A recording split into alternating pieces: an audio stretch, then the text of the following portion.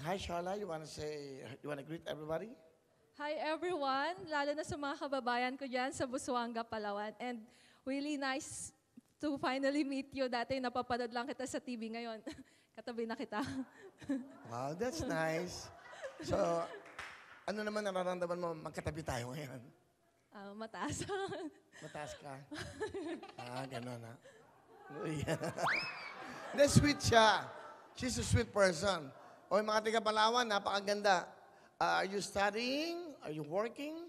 Currently, I'm working in De La Salle, Manila, in Taft, Maine. I'm science research specialist. You are a? Researcher. Researcher in La Salle. Yes. Relax lang, di ba? Don't be nervous. Really? Totoo ba? Are you a cum laude? Yes, I am. Wow! Applause! So, anong course na tinapos mo? Actually, I finished Bachelor of Secondary Education, major in Mathematics.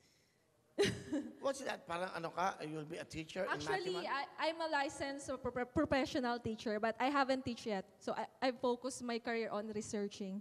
So if you're a teacher, can I be your student?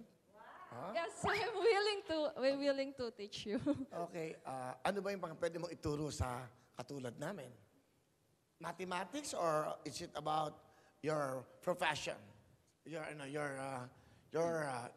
Kamusta ka ba? Hindi. Ano yung pwede mong ituro sa amin na pag-aralan mo? Siguro, ipo-focus ka in my major in mathematics. Mathematics, yan. Turuan kita magbilang. Talaga? Ano paborito mong number? 1. Siyempre, dapat isa lang. Galing ha? Anyway, here's the question. May boyfriend ka na nangutang sa'yo ng pera. 10,000, sumunod, 20,000, naging 50,000. Hindi, yan. After ng isang buwan, nagkalabuan kayo, nag-break kayo. Nung ba nag-break kayo, ite-text mo siya para singilin mo siya or pababayaan mo na lang? Siyempre, money is money. Sisingilin ko pa rin siya. So, hiniram niya yon, dapat ibalik niya. Nag-break kayo.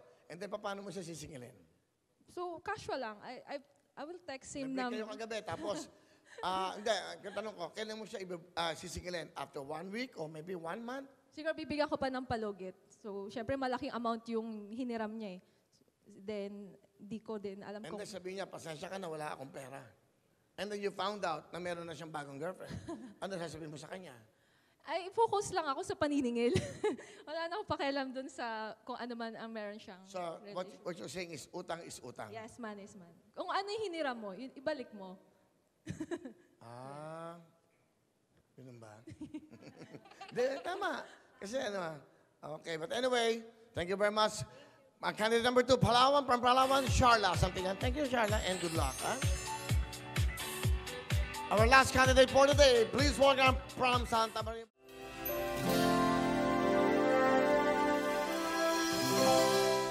Hello mga kapuso! Ako po si Ipon. Minabati ko unang-una dyan mga kaipo natin, mga kaskwami ko dyan. Nagustuhan nyo ba ang video na to? Marami pa kaming inanda para sa inyo. Mag-subscribe lang sa Wowin YouTube channel. Tsaka, don't forget to hit the, the bell button para lagi kang updated. Yun lang!